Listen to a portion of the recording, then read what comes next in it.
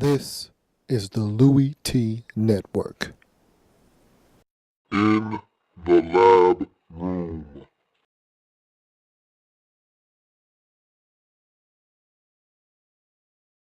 Welcome, you are in the lab room. I'm your host, Lou. Thank you for joining me. Not going to keep you here long. It's Friday. I just want to run down what happened in Thursday night football between the Kansas City Chiefs and the Philadelphia Eagles. Then I'm going to run down my picks for the Pick'em Weekly this weekend and then get out of here. I'm not going to keep you here very long. It's Friday. We all have things to do. So let's get right to it. Thursday night football, Chiefs at the Eagles. And I told you, I thought that the team that did not turn it over would win the football game. Look what happens. The team that did not turn it over won the football game. Now, did I anticipate the Philadelphia Eagles turning it over 5 times? No, I did not. And so from that standpoint right there, you can't win turning it over 5 times in one game and you're not producing turnovers. Hey, it's one thing if you turn it over 5 times, but you also force 3 turnovers of your own. Maybe you got a shot. But when you don't force any turnovers and you give it up 5 times, you're not going to win many games in this league. And look, I'll be the first to say that I was wrong. I will admit I was flat out wrong about this Philadelphia Eagles defense. I thought they would lose this game because they wouldn't do enough to stop the Kansas City Chiefs on offense. And I thought that they would let this Eagles offense down by not holding down the Chiefs' offensive attack, allowing them to grind it out, eat up the clock, and really play their pace and style of football. No, the Eagles' offense and special teams let them down in this game. Now look, there's 2 parts of defense. One is getting stops and preventing the other team from scoring points. The other portion of defense is forcing turnovers. The Eagles' defense didn't force any turnovers, but you're playing against the Kansas City Chiefs led by Alex Smith. I already have told you time and time again, he's not going to make the big mistake. He's not going to commit the critical error. Look, how many times did we see him pump fake the football, hold on to it for about 10 seconds, and then take off for a 2-yard gain or a 7-yard gain or pitch it out of bounds? He's not going to force it into coverage. Mike Mayock said it time and time again last night. He's not going to force the football into tight spaces and put his team in some dicey situations. It's not what Alex Smith does. It's not in his DNA. He'd rather eat the football and punt than force a turnover. And look, you got to respect that about Alex Smith. You can say what you want about him being Captain Checkdown, and I love that nickname.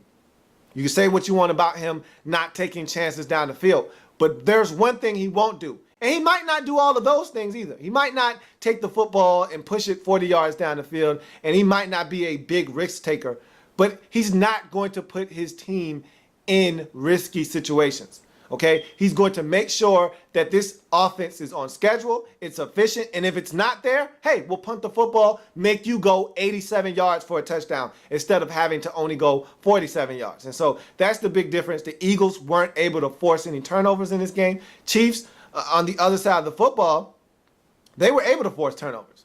And I said that this Chiefs defense is really good. They're opportunistic. They force turnovers. And that's what they did in this game. They forced Vic into some mistakes. He threw 3 interceptions. They forced a miscue on special teams. They forced another fumble. These guys were all over the place, were the Chiefs, and they were the benefactors of that hustle, of them forcing the issue on the defensive side of the football. They got it done. The Chiefs are a legit team, folks. I've said it before. I'll say it again. You play the brand of football that they play, you're going to get these type of results. You will be in many football games. Look, this offense was not that great for the Chiefs last night, but it didn't have to be.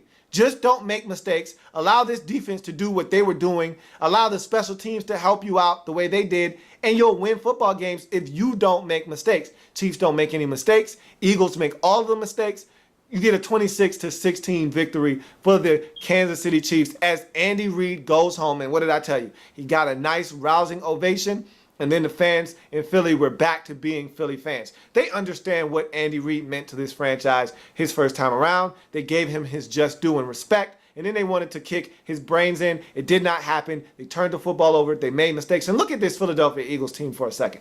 They're 1-2 on the season after that huge opening day win over the Redskins on Monday Night Football. They've simmered down. And their biggest issue right now is they can't get the whole team on the same page in the same game. In week 1, they had all systems go. Every cylinder was clicking. Offense, defense, special teams, you name it, it was working. They win the football game. Week 2, the offense is hitting. And they're scoring points. They're looking like the Chip Kelly Express. Defense doesn't show up. You lose 33-30 in a shootout. Okay, so you go to week 3. Offense doesn't show up, surprisingly enough. You don't think that this offense is going to be the one to let you down, but they do. The defense, coincidentally enough, is the one that shows up to the party, and they're willing to help out, but the offense isn't on the same page. The special teams isn't on the same page with the defense. And so the defense is the one that tries to stand up and stand firm and strong and get it done, and they can't by themselves. Offense and special teams let them down. They lose 26-16. So now you got to ask yourself, are the Eagles going to be able to put this thing together in a single game consistently for the rest of the season to win enough ball games to be a relevant team come January? We'll see, but right now it just seems like this team is still in a transitional phase, and they got to learn how to play offense, special teams, and defense all in the same game. You can't have the offense be explosive, but the defense not playing good football. And maybe these things go hand in hand. Maybe that's what we're seeing. In the 2 games that the Eagles were explosive on offense, you could argue that this defense wasn't as effective. The Eagles' defense was good against the Redskins, but it wasn't great. The Redskins had a lot of self-inflicting wounds in that game. You look against the Chargers when this offense for the Eagles, again, scored 30 and was running up and down. This defense struggled. You look at this Chiefs game, it's a slow down, it's a kind of a grinded out game. The defense fared really well. So you got to ask yourself, does this thing go hand in hand? If the Eagles are playing well on offense, scoring very quickly, and making this defense come back onto the field very quickly, are the Eagles defensively going to be in a bind of some sort because of how fast the Eagles are scoring on the offensive side of football and they're not getting the adequate rest? I don't know. It's an early season question to ask, but nonetheless, the Eagles are 1-2. They turn it over. They lose this football game. And look, the Chiefs are 3-0. The Chiefs are 3-0, and they are serious, and they're not going anywhere because of the brand of football that they play. They got it done on Thursday Night Football. Chiefs go to 3-0. Eagles drop to 1-2 on the season. Andy Reid comes back to Philadelphia and gets a huge win. So let's go to the Pick'em Weekly for Friday. I'm going to be very brief. I'm not going to really get in depth with these games and how I'm going to break them down because this is a huge week, and I'm calling out everyone that I know of online. I don't know a lot of people, but I know of some people that pick games, and I want to go after the ones that pick it because everyone doesn't have guts to pick the games.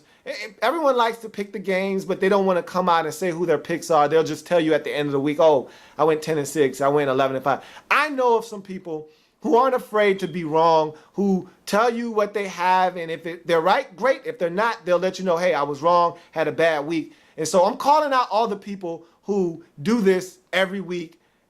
I'm challenging you. This is going to be a tough week. There's going to be some 8-8, some 7-9, some 9-7s this week. I'm challenging everyone out there that makes picks to win double-digit games this week. It's going to be tough. A lot of games could go either way. And so I'm here to challenge, Big Q. I'm here to challenge Glass. I'm here to challenge everybody out there that picks these games. If you're a prognosticator out there and you're picking games, Bernie B, all the rest of y'all, everyone out there, I'm challenging you to get double digits, preferably 11 wins or more in week 3. If you do that, then you got a handle on this thing we call the NFL. If you don't, then we'll see what you're really made of, because this could easily be a week that you go 8-8 because the games are so tough. They could go either way. Last year, that week for me was week 2. Well, look, this could be that week. I'm hoping to stay clear of it. I'm going to show you what I'm made of, and I'm calling the rest of you guys out there out right now to see what you're going to do as well. So here are my picks for this week. Kansas City, Philadelphia, I already knocked that one out of the box. Had Kansas City taking care of business. They did. So I'm 1-0 to start the week off. That's great. Always like to start off with a Thursday night victory. You go on to the next game, Houston at Baltimore. Look, The Baltimore Ravens are at home. Normally, I take the home team when it's an evenly matched game. I don't trust the Ravens. I don't like the way they're playing right now. The Texans, I don't like the way they're playing either, but they're winning games still. They're still 2-0, even though they had to come from behind twice. And I don't know if Andre Johnson suffered a concussion or what, if he's okay. Doesn't matter. The Texans, to me, are the better football team as it's constructed right now. The Ravens are dealing with some things. Ray Rice is banged up as well. I don't trust the Baltimore Ravens further than I can throw them. And this offense right now isn't scoring enough points. They struggle with the Cleveland Browns. And I know it's family business. I know it's a divisional game. Look, I get all of that. But it's the Cleveland Browns. You're at home. Super Bowl rings are being given out. You're supposed to be able to step up and dominate. They didn't. They won 14-6. I don't trust them. I'm taking the Texans here in this matchup. You move on. Giants at Carolina. 2 0-2 football teams. This is going to be a lot of fun because both teams are desperate, and they're as desperate as you can get. You go to 0-3, death sentence. You're not coming back from 0-3. You can find a way to scratch and claw your way back from 0-2. 0-3, you're finished. Everyone knows it, and so both of these teams are as desperate as you can get, and I've got to go with the home team because the Giants turn it over. The Giants have turned it over, and whether it's David Wilson or it's Eli Manning, these guys have turned it over an inordinate amount of times in the early portion of this season. Eli Manning has had 4 interceptions in both of the first 2 games. I don't trust him right now. This Panthers defense is really good. They're solid. The Panthers got to learn how to win.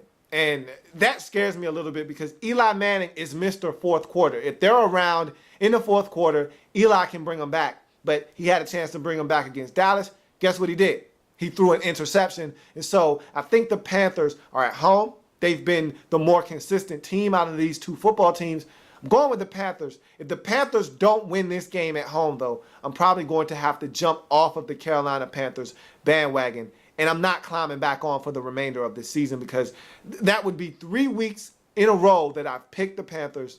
Or 2, excuse me. I didn't pick them in week 1. But that would have been 2 weeks where I was thinking seriously about picking the Panthers. And that would have been 2 weeks that they didn't get it done, and then this would make a final third, and that would be it for me. So Panthers get it done. I'm taking the Panthers in the battle of the 0-2 football teams. You look at Green Bay at Cincinnati. This is going to be a really good football game, and one that features 2 1-1 teams. Both are extremely good. Probably the 2 best 1-1 football teams in the National Football League. You could throw Atlanta in there if you like, but for my money, these 2 teams are probably going to be the better of the 1-1 bunch right now. And Cincinnati is at home. I love Aaron Rodgers. I love what he brings to the table. But the Redskins played against the Packers last week, and they were dismantled. But we got pressure on Aaron Rodgers.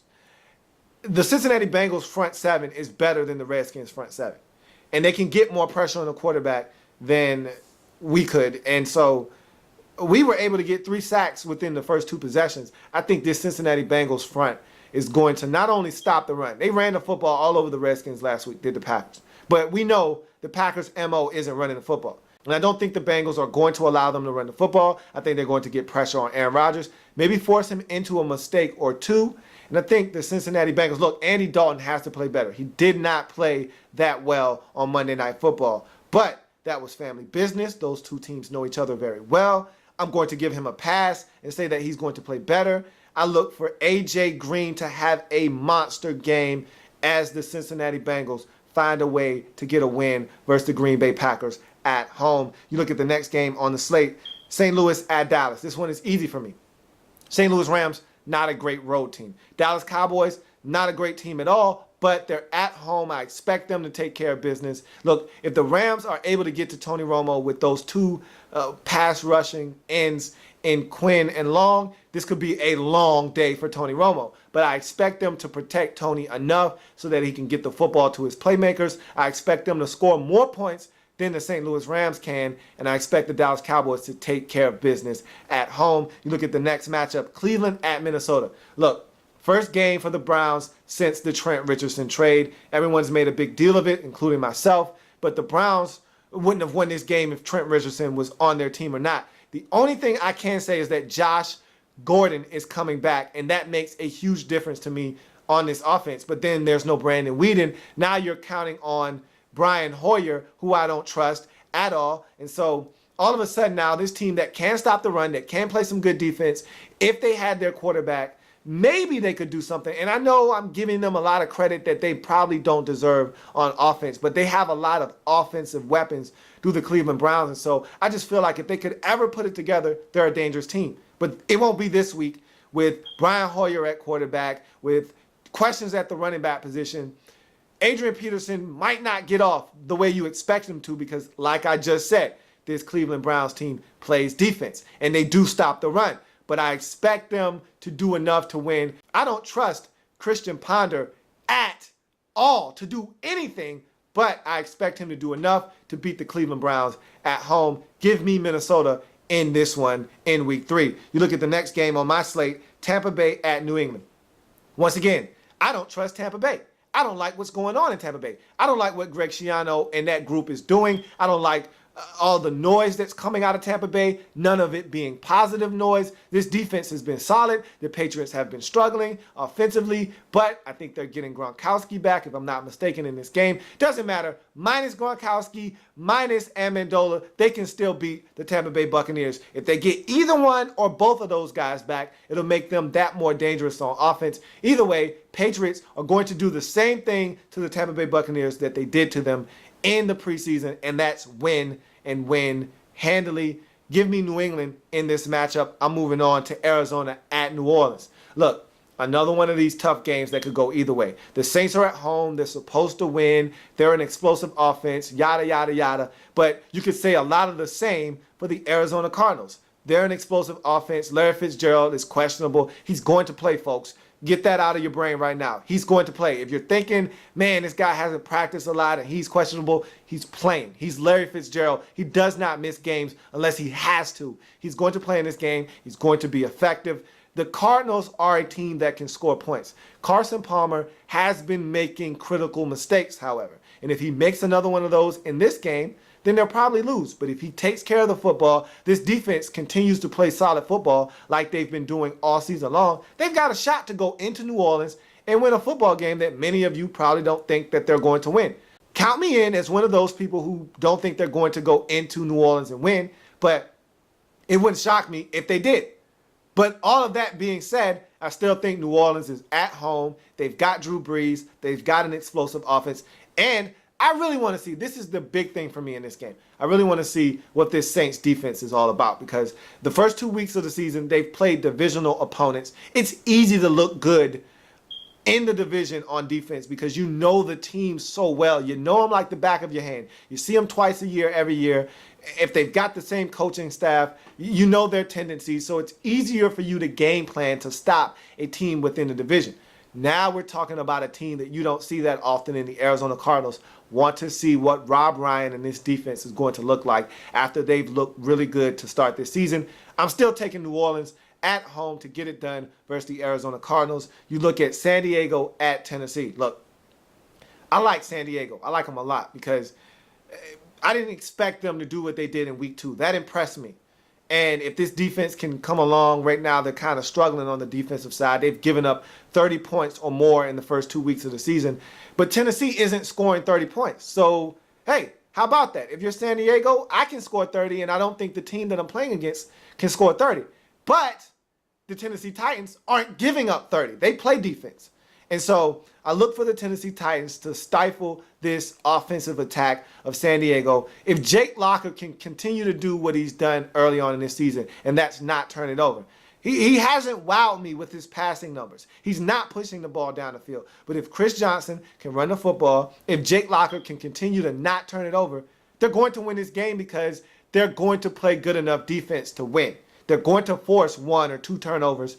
And if they don't turn it over themselves, they'll win this game. And I have Tennessee taking care of business versus San Diego at home. You look at the Detroit Lions versus the Washington Redskins. If you're looking for the prediction for that game, then you'd have to look at the Redskins report. Look, I'll just go ahead and give it to you. Normally I wouldn't do this, but I'm in a good mood. Redskins are going to get it on track in this game, I feel like. And if they don't, much like that 0-2 bowl between Carolina and the Giants, it's a death sentence. You either win in week 3 when you're 0-2, or you can wrap up the rest of your season. I think the Redskins understand that. They're at home. Detroit is a tough football team, and offensively, if they get it going, the Redskins could be in some trouble. But defensively, this team can be had, and the Redskins need to get it on track. This is the week to do it. I expect the Redskins to take care of business, get their first win of the season, and kind of get the ball rolling in the right direction in week 3. I'm taking the Redskins at home to dispose of the Detroit Lions. You look at Atlanta at Miami, probably one of the marquee matchups of the weekend. And look, I've went through about 8 to 9 games already, and about 6 or 7 of them tough games that could go either way. And so that's why this week is going to be so hard to predict. Here's another one. Atlanta on the road versus the 2-0 Miami Dolphins. Another one of these statement games. Who are you? If you're the Dolphins, I want to find out. Because look, you went on the road and you did it in impressive fashion. But it was Cleveland and Indianapolis. I don't know if either one of those teams are going to the postseason this year. Now you got the Falcons coming to your house for your home opener. What are you going to do? I'm looking for the Miami Dolphins to step up and get it done. Can they is the question. They need some contributions from Lamar Miller like they got last week against Indy. They need Ryan Tannehill to stay clean like he did last week against Indy. They need this defense to get to the quarterback like they did last week against Indy, like they did the week prior versus Cleveland. They need to force turnovers like they did in week 1 versus Cleveland. If they can do those things, they can stifle this Atlanta Falcons offensive attack that's banged up right now. They lost Sean Witherspoon in the last game. They lost Steven Jackson in the last game. They're banged up going into this football game, are the Atlanta Falcons. They've got question marks. Roddy White still not 100%. So they're still trying to work out the kinks, are the Falcons, but they're still the Atlanta Falcons. They still got Matt Ryan. They still got Tony Gonzalez. They still got Julio Jones. They still have guys that can make plays on this offense. They still got William Moore. They still got Thomas Deku. They still got Asante Samuel. They got some young corners out there playing solid football. They've still got enough players to get it done. So if Miami doesn't bring their A game, they will lose this game. But I think Miami understands what they have to do, and they'll get it done at home. This is a big one. This could go either way. And I'm looking for the Dolphins to make a statement. I'm taking Miami at home to go to 3-0 on the season. You look at the next matchup, Buffalo at the Jets. Yuck. See, that's one of those games where you just, if you could, you just stay away from it. But you got to pick one. Somebody's got to win this game, right? It's family business. And right now, you ask me, the Jets aren't a good football team. The Bills look to be on the up and up. Even though both of these teams share 1-1 records, they're not the same. The Jets are going this way. The Bills are going slowly that way. And so I'm taking the Bills on the road. This is a cardinal sin. I do not like taking games where the teams aren't that far apart. I don't like taking the road team. But in this case, you're asking me to pick between 2 rookie quarterbacks, Geno Smith, E.J. Manuel. Which one are you taking? I know which one I'm taking. I'm taking E.J. Manuel. And so with that being said, give me C.J. Spiller, give me E.J. Manuel, give me this Bills aggressive defense headed up by Doug Marrone. I'm taking the Bills on the road to go into New York to beat the Jets and Geno Smith. So you go on to the next game, Jacksonville at Seattle. Doesn't get much easier than this. I'm not going to give you an analysis. I'm not going to break this one down. Seattle at home, easy. You look at Indy at San Francisco. Another one of these games that could go either way. You don't expect Indy to really go into San Francisco and win, do you? They got Trent Richardson now. Does that make a big difference for you? Maybe it does. Maybe it doesn't. For me, I don't see that making that huge of a difference right away. Maybe in 2 or 3 weeks when he's comfortable, he has a grasp of this offense. Maybe this guy's dynamic for the Indianapolis Colts. Right now in week 1, he's just getting there, just getting his feet wet. Don't know how much he's going to be able to help the Colts right away. Look, the 49ers are dealing with some things of their own. They just got shellacked. They got embarrassed on Sunday Night Football last week. Alden Smith just got arrested for DUI. They've got some things going on in San Francisco. Maybe they've got a little bit of a malaise going on. Maybe it hangs over into week 3 and they fall at home to Indy. Nah, I'm taking the 49ers at home to dispose of Andrew Luck and the Indianapolis Colts. And that's the bottom line because I said so. So we're moving on. Sunday Night Football, Chicago Bears at the the Pittsburgh Steelers. Now, I know what you're thinking. 0-2 Steelers hosting the 2-0 Bears. No brainer. Take the Bears. Move on. Stop! If you think the Bears are that good, you're fooling yourself. If you think the Steelers are that bad, well, maybe you're right. But for one night, and all I'm asking for is Luther Vandross here. If only for one night, the Steelers are going to look like a formidable football team. And I expect them to take care. Yes, I'm surprising you here. You probably got the Bears in a laugher. I got the Pittsburgh Steelers strapping it up and looking like a formidable team at home, to look like the team that they've looked like in the past. The Pittsburgh Steelers and the steel curtain. I expect them to force some turnovers. Jay Cutler is Jay Cutler. And you know, every week you're getting at least one turnover, whether it be a fumble or an interception or both from Jay Cutler. I expect the Steelers, who don't force turnovers, to force some turnovers in this game and get it done. They're going to slow down this Bears rushing attack. And we know Jay Cutler, I see dead people. He sees ghosts. And the Steelers don't get a lot of pressure, but they're going to get enough in this game to get it done. I'm taking the Steelers in a surprise. When it's weeks like this, you got to be able to go out on a limb and pick them right. This could blow up in my face, but I feel confident that the Steelers aren't going to let me down. They're 0-2. Their backs are against the wall. They're the desperate team. They know what they have to do. They're at home, big stage. I expect them to rise to the occasion and not fall in this football game. Give me the Steelers on Sunday Night Football. We round up the week. Monday night, I normally don't give my Monday night picks out on Friday, but it's Denver, it's Oakland. This one is a no-brainer. It's the Denver Broncos. It's family business, and the Raiders haven't been that bad, but they haven't been playing the Denver Broncos every week.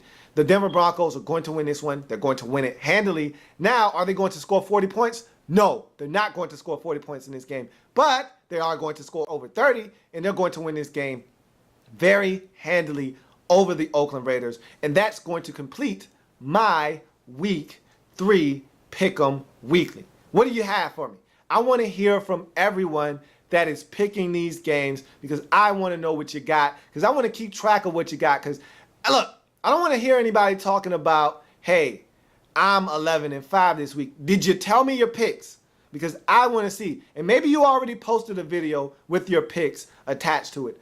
Either way, I'm looking, I'm calling everybody out, because I want to see what you're made of in Week 3. Because this week, I'm telling you right now, I'm 23-9 going into Week 3. I'm 24-9 now because the Chiefs won overall on the season. I'm looking to see what records look like after Week 3, because it wouldn't surprise me if a couple of people turned in some 8-8s, some 7-9s, and some 9-7s after this week is complete. And I'm telling you right now, I don't look to be one of them, but anything's possible in the National Football League. And so that's a touchdown. Go ahead, throw it up. Want to tack on this quick extra point. What is Aldon Smith doing in San Francisco? Look, the 49ers run a tight ship. They run it the right way. They've got a nice, clean organization, and he's the one black guy. He's the stepchild in this organization right now. He's the one guy that they can't seem to keep clean. He's always getting in trouble. Last offseason, he had got stabbed, and somebody had gotten shot, and he was around. He's always around trouble. This guy scares me. Aldon Smith has to surround himself with better people. Right now, he's still hanging around the same group of cats that he grew up with. He probably grew up in some hood, and he's kicking it with the fellas back in the neighborhood. And look, you've got something to protect. They're the same cats that they were 10 years ago. You're not that guy anymore that was in high school chilling with the fellas after class was over, or not even going to class. You can't be that guy anymore. You've got something to uphold, a reputation. You've got a name to protect. You've got money to make. You've got a family to feed. I don't know if you've got a family or not, but look, I know you've probably got people depending on you. A mom, a dad, a sister, a brother, a aunt, a cousin, whoever the case may be. You've got something to work for. Those guys that you're hanging with probably don't. And so you've got to surround yourself with better people, because the people that you're around right now aren't stopping you, or at least trying to inform you of better decisions to make. They're allowing you to self-destruct and spiral down out of control into this mess that's going to find themselves out of the National Football League. You're too talented to not be playing football for a living. You're too talented to not be on the field helping the San Francisco 49ers win football games. But if you keep this up, you're going to force their hand. The league is going to take action before the 49ers could ever take it. And you're going to be suspended. And once you're suspended, then things can get out of control. Then you can start hanging around the wrong people even more, because now you don't have anything to do to keep you away from those people. And you can get out of shape and things can change. So if you're Aldon Smith, you got to tighten up, man. You're running out of chances in San Francisco. There's too many different infractions that you're incurring that once the league has a chance to sit down and take a look at it, they're going to say, look, man, this guy's a troublemaker and we got to do something. And then they're going to start coming down on you hard.